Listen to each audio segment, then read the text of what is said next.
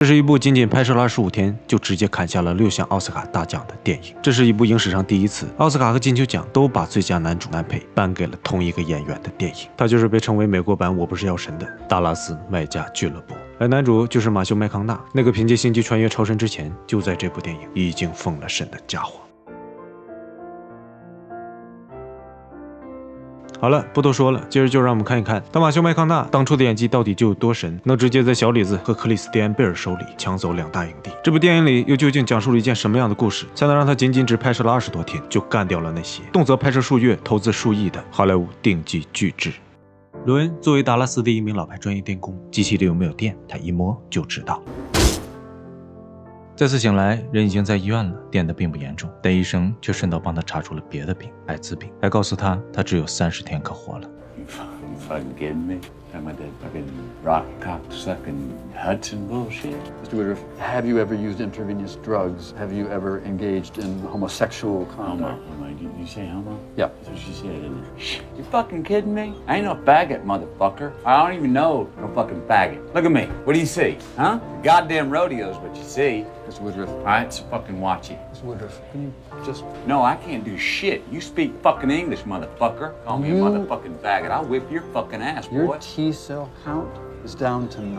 A healthy person has between 500 and 1,500. So frankly, we're surprised you're even alive. 他平生最厌恶和鄙视的就是同性恋。在1985年，在那个艾滋病等同于同志病以及不治之症的年代，这让他感到无比的羞耻并且愤怒。他死都不愿意相信自己会得这个病，甚至认为是医生搞错了。Fuck this. This is shit.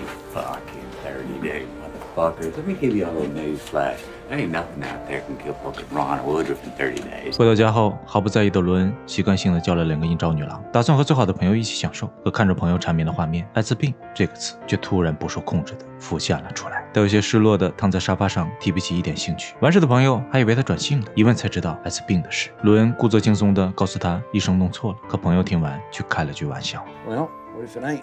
What ain't mistake? Did I know you got a pussy addiction, motherfucker? 这句话让罗恩不那么自信了，盯着墙上的日历陷入了沉默。是啊，如果是真的呢？一页日历就是他生命最后的恶毒。于是第二天，店面查阅了一大堆关于艾滋病的资料，发现那艾滋病根本不是大家理解的同志病，静脉注射以及不安全的行为也会导致感染。这让他想起前不久前一个阴招女郎胳膊上密密麻麻的都是针孔，自己很可能就是在那时中招的。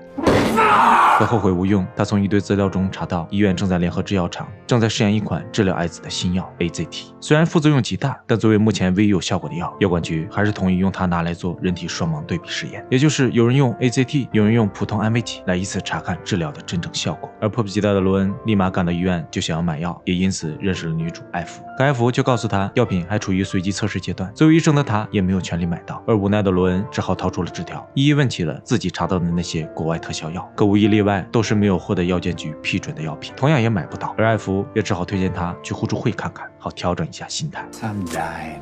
You telling me to go get a hug from a bunch of faggots? 罗恩就这么无助的离开了，也不知道自己能做些什么。他试图回归正常的生活，可感染艾滋的事已经被好友们都传开了。昔日的兄弟直接改口叫他小甜甜，甚至害怕被传染，也抗拒和他接触。这也让罗恩感到了奇耻大辱。You looking to get your ass kicked? No, I don't want none of that faggot blood on me. Come on, goddamn fucker! 所有人都对他避之不及，仿佛触碰一下就会被传染。而罗恩的生活也不可避免的被彻底的改变了。走投无路的他还是来到了互助会，但面对来自黑人小哥的善意，罗恩还是极其的厌恶。Back the fuck off, Tinkerbell. Knock your teeth so hard your goddamn toes commit you with your asshole. 虽然他已经明白不仅仅是同性恋会得艾滋，但得这个病的大部分却都是同性恋。他接受不了这群人，拿了几份宣传册就直接离开了。而事到如今，他不想死，死亡的恐惧也逐渐的清晰。从来不信命的他，也不得不开始祈祷。Just give me down and catch my breath, will you? I ain't ready to crawl on a corner, alright? I ain't fucking ready. So you better be listening, alright? If I got one chance, if I got one fucking chance, show me a sign. Fucking sign. 似乎老天真的听到了罗恩的哀求，他在酒吧里遇到了医院的清洁工，而在超能力的作用之下，清洁工则答应帮他在医院偷一些 AZT。而在拿到药之后，罗恩便迫不及待的就连吃了2颗，而病情也似乎终于有了好转。虽然曾经的好友已经形同陌路，但达拉斯牛仔永远不缺快乐。一口酒一口药，斗牛场上吹口哨，就这么熬到了第28天后，药也吃没了，自己的身体也感觉被掏空了，甚至开始频繁的出现幻觉。他也再次找到了清洁工，可对方收了钱，却只给了他一个墨西哥医生的地址，并表示自己已经偷不到药了，让罗恩去这里试试。而面对突如其来的背叛，罗恩则当场暴怒。I think I know what you're fucking doing, man. Huh? 病情加重的罗恩当场就晕倒了，而再次醒来时已经在医院了。医生从他的血液里检测出了 AZT 的成分，质问他是从哪里搞到的药，而罗恩则装傻充愣糊弄了过去。等他们离开后，隔壁床的女装大佬雷蒙突然凑了过来，显然是想和病友交流一下感情，可屁股都没坐下就被罗恩直接骂走了。没想到转头雷蒙就又回来了，还直接问他：“你想和我一起打扑克吗？”罗恩有些疑惑，看到是真的打扑克，就立马来了兴致。可今天手风不顺，一输再输，腿也因为犯病而突然抽筋。 You all right? Wait, relax. Where's Get it off at? me. Where's it at? I got you. I got you. Don't worry. Just relax. Relax. Breathe. Breathe. Right there. That's it. That's it. Right there. Breathe. Get it. Get it. Is that better? Yeah, it's better. I'll work that for you. It's good. God, you got nice Jesus feet. Christ, I'm straight. Right? 罗恩虽然讨厌同性恋，但对于雷蒙的善意也没那么抗拒了，并且未来会成为最亲密的伙伴。闲聊中，罗恩得知同样有艾滋的雷蒙也正是 AZT 的实验对象，可他也没办法搞到多余的药来帮罗恩。罗恩他不想坐以待毙，也只好选择出院回家，但却发现墙上到处都是辱骂他的喷漆，就连门都被锁住了。而因为对同性恋和艾滋的厌恶，所有人都想把他赶走。可怒气冲天的他也找不到到底是谁干的，于是只能无能狂怒的骂了几句之后，拿出一把枪将方萌轰了个稀巴烂，也仿佛泄愤一般。随后便拿着为数不多的现金和妈妈留给他的话，就这样离开了。可罗恩他也不知道去哪里，而忽然之间他也发现，好像无论把车开向任何方向，等待他的终点都是死亡。而今天正是确诊后的第29天，明天就是医生宣布的死期了。此刻的他停下车，摘下眼镜，拿起了手枪，想要自杀。而无论他多么眷恋生命，此刻都只能面对死亡。对死亡的恐惧，对命运的愤怒，对上天的哀求，让他在这一刻彻底的崩溃了。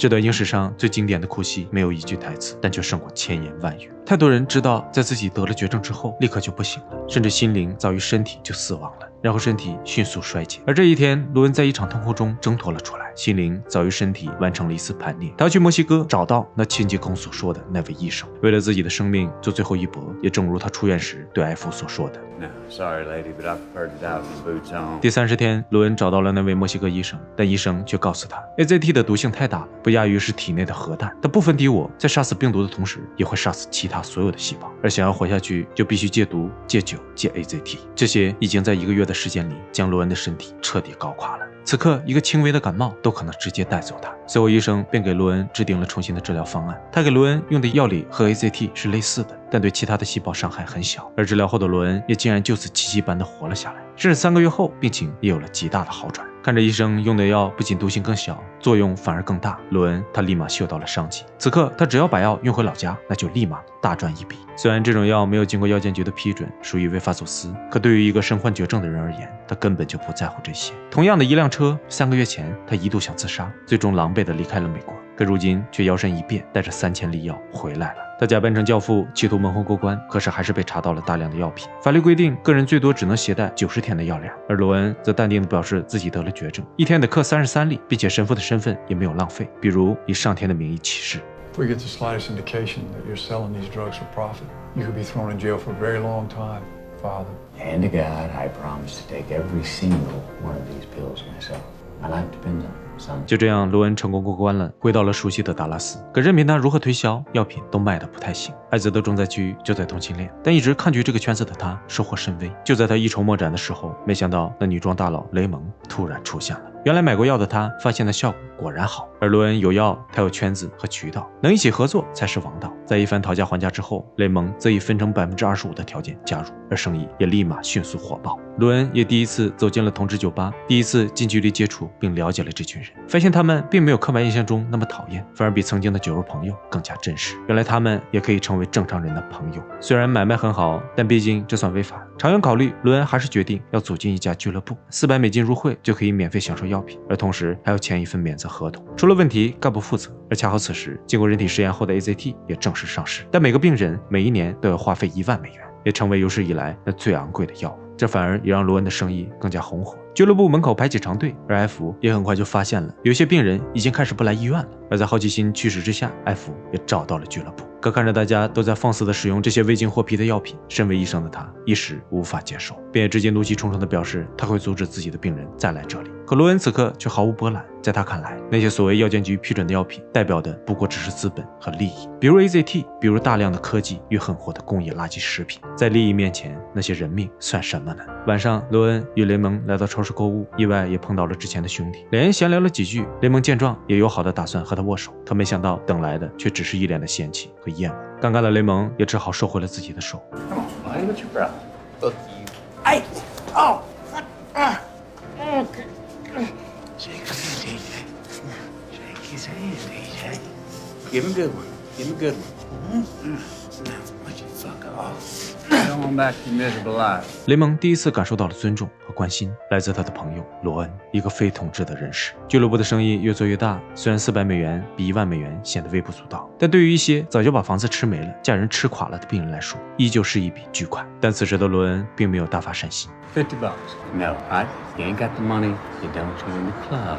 Hey, everybody, let's get this straight. Membership, $400. You're a member, you get the med. If you're not a member, you don't. Got it? I'm not running a goddamn charity. And 350 more. 随着俱乐部的门口大排长龙，墨西哥的药品也开始供应不上了。罗恩四处寻找，最后飞到了日本，但落地后，对方却出尔反尔，表示日本已被禁止向美国出售干扰素。但在超能力的作用之下，对方还是隐晦地表示，只有日本医生可以购买。于是罗恩又买通了一名医生，这才成功的拿到了干扰素。可刚在美国落地，罗恩就感觉身体不对，立马跑进了厕所，直接给自己扎了一针，但没想到还是当场晕了过去。而醒来后，他也再次躺在了熟悉的医院里，也因此引来了药监局。不仅那辛苦带回来的药全都打了水漂，没想到他还成了药监局的重点照顾对象。可此时的他早已不在意这些了。稍微好转了一些的罗恩便立马再次出发，到全世界各地寻找药源。而随着他的不断奔波，俱乐部已经开始挤满了人，而医院的病房却空空如也。艾弗不明白那些药到底有什么样的魔力。作为一个教科书里科班出身的好医生，他无法理解大家为什么要滥用未获批准的药。于是他也便再次找到了罗恩，而罗恩也给出了最直接、最有力的回答。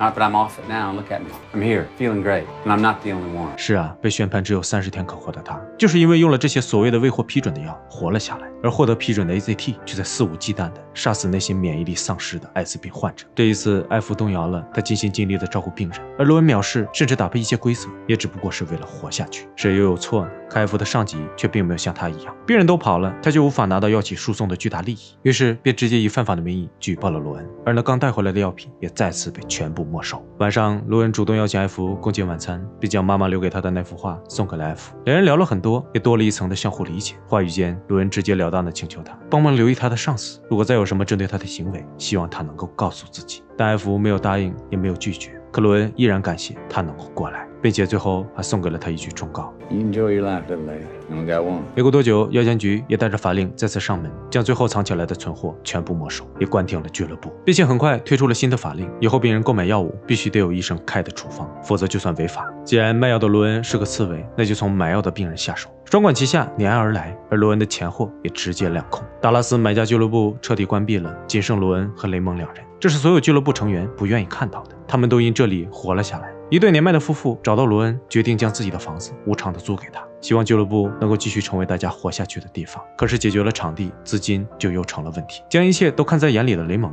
也似乎做了某种艰难的决定。他脱下了红装，换上了西装，以父亲最喜欢的样子站在了父亲的面前。Long time no see. I suppose I should thank you for wearing men's clothes, not embarrassing me. Are you ashamed of me because I hadn't realized that? God help me. He is helping you. I have AIDS. I'm sorry, Dad. I met somebody who's been very kind to me, and I'd like to repay that debt, but I need help, please. please. 雷蒙第一次在与父亲的对抗中认输了，因为这次他想要罗恩赢。在俱乐部的这段日子里，雷蒙第一次听到并感受到有个人让他爱自己，而早已将自己糟蹋到彻底的雷蒙，恍惚间才明白，一个人一生中最重要的事情就是好好的爱自己。我们对抗世俗的眼光，对抗命运的正确方式，永远不是伤害自己。可一切都晚了，他的人生已经输得彻底，也即将要结束了。但在此之前，他要用自己最好的样子去见罗恩。God, when I meet you, I want to be pretty. Because the last thing I do, I'll be a beautiful angel.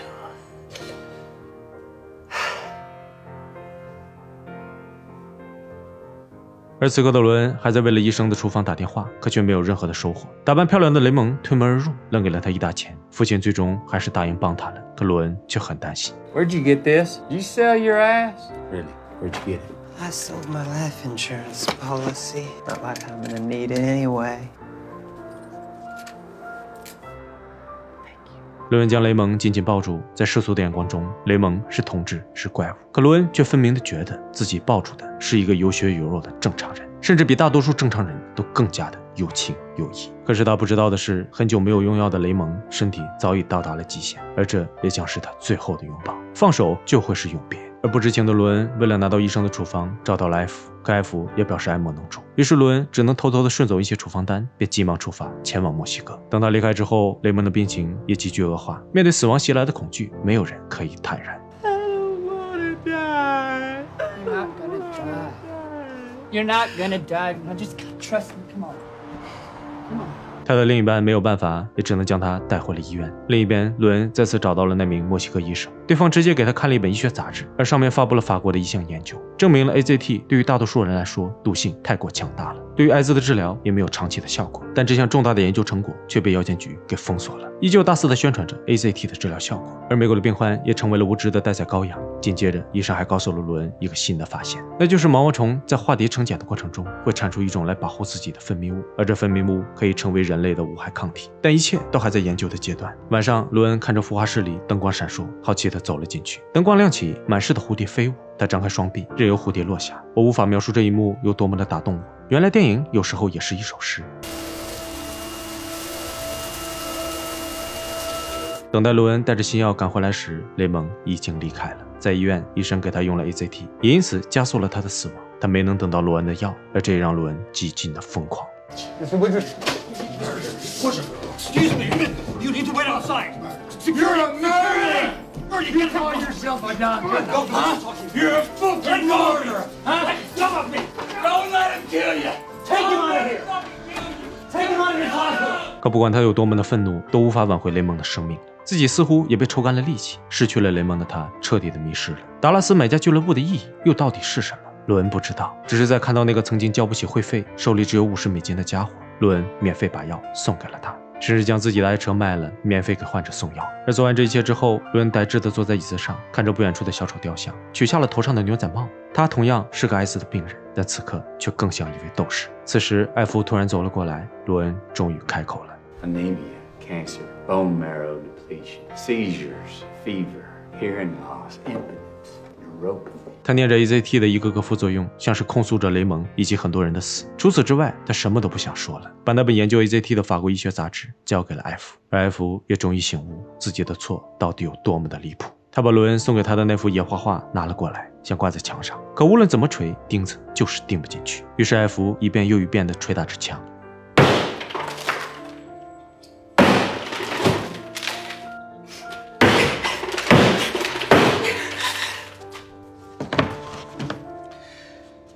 墙上的洞就像是那些因为 AZT 而无法挽回的生命，而艾弗现在能做的就是尽力的弥补。他让护士将患者的 AZT 用量降到最低，还把那篇研究报告复印了下来，放在医院的各个角落。不久后，药监局再次没收了罗恩的药品，并且查封了他的实验室。而这一次，罗恩则决定不再退让，他要起诉药监局，而罗恩则挂着药瓶来到了 AZT 的发布会，他要让所有的人知道他们是错的。然而对方却完全不在乎罗恩的小丑行为。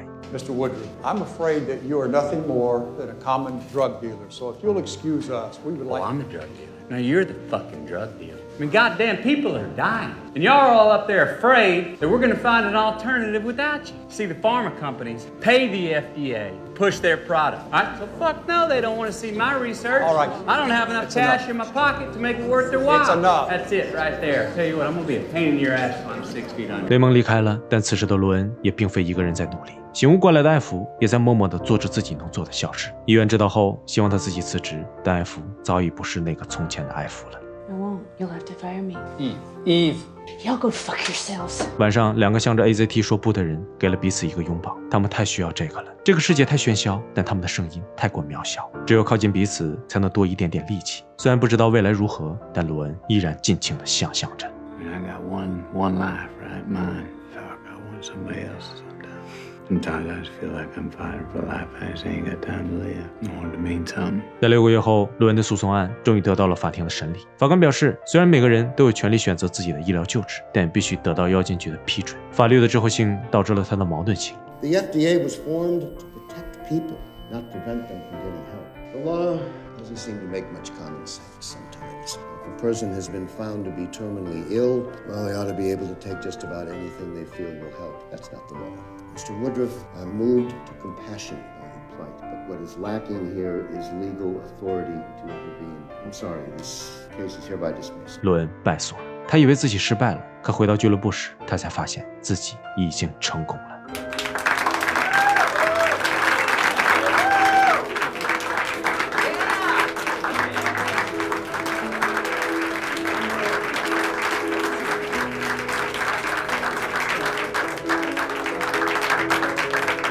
最后，罗恩回到了斗牛场上，但这次他不再是躲在角落里纵欲寻欢，而是骑在颠簸不堪的牛背上，紧握住生命的缰绳，直到最后一刻。罗恩真正的斗士，而影片也就此全部结束。 本片其实是根据真实事件改编的，而现实中真正的罗恩·伍德罗夫在1992年9月12日去世，而他距离确诊已经过去2557天，整整7年。通过他的抗争，还有更少剂量的 AZT 混合药物被广泛使用，拯救了无数人的性命。除了值得被歌颂的意义之外，两位主角的演技实在是真的爆表了，也让所有人都开始认识了那时还名声不显的两人。从这以后，马修·麦康纳从一个浪漫喜剧的定型演员彻底转型，继而才有了那超神的侦探和星际穿越等经典的作品。而杰瑞·德莱托后面也成了继希斯莱杰之后最令人印象深刻的小丑。但更重要的是，这样的演绎带给我们的触动，在颠簸的牛背上紧紧握住生命的缰绳。正如博尔赫斯所写的：“生活是苦难的，我又划着我的断桨出发了。”